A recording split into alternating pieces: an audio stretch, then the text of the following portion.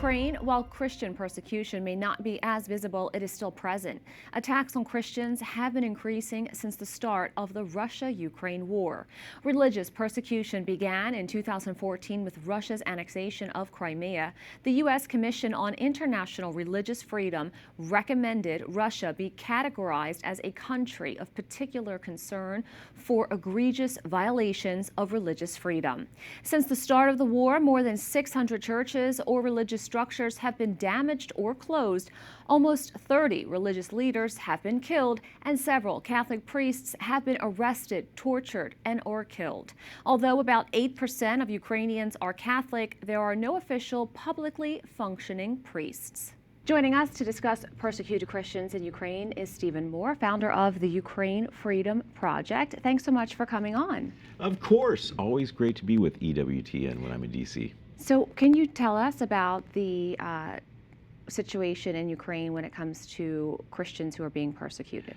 Yeah, it's really horrific. It's some of the worst things that I've ever seen. I went to Ukraine on day 5 of the war to help and started meeting Christians who have been tortured and families of Christians who have been murdered and by the Russians. And it was just so horrific. I just felt like people in America needed to know. And, you know, right now, there is not a single Catholic priest left in Russian-occupied Ukraine.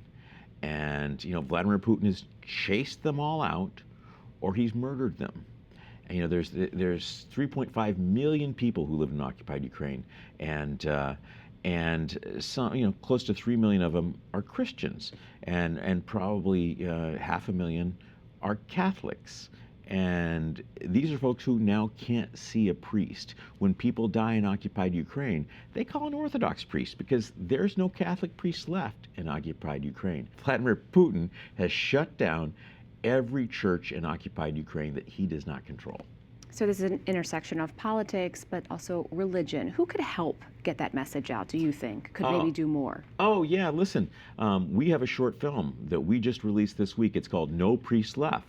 And it tells the stories of Ukrainian Catholic priests who have been treated very, very badly by the Russians, tortured and driven out of town. One guy, they made him walk several miles. One priest had to walk several miles through like minefields and combat zones. They said, yeah, you can go back to the Ukrainian side, have fun.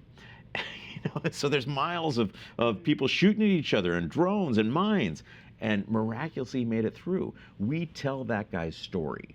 And so No Priest Left is the name of it. You can see it on YouTube, and we'd love to show it on EWTN as well. Now, of course, we know that Pope Leo met with President Zelensky, and they're trying to bring children back to their families to do that reunification.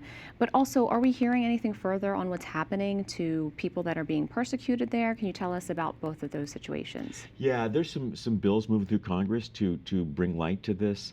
There's folks in the State Department that are talking about this. But it's one of those things that's just pushed down. And I tell you, what needs to happen is that any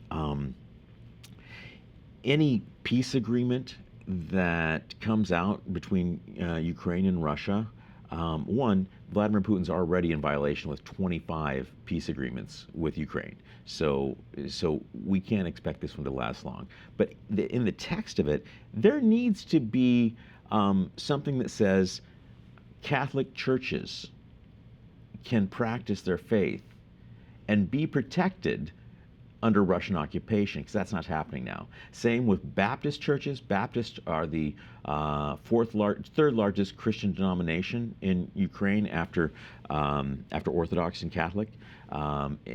They've been all shut down as well. So there needs to be an authority inside Russian-occupied Ukraine who can protect religious freedom, who can protect the rights of Ukrainians who want to worship God the way they want to, rather than the way that Putin wants them to.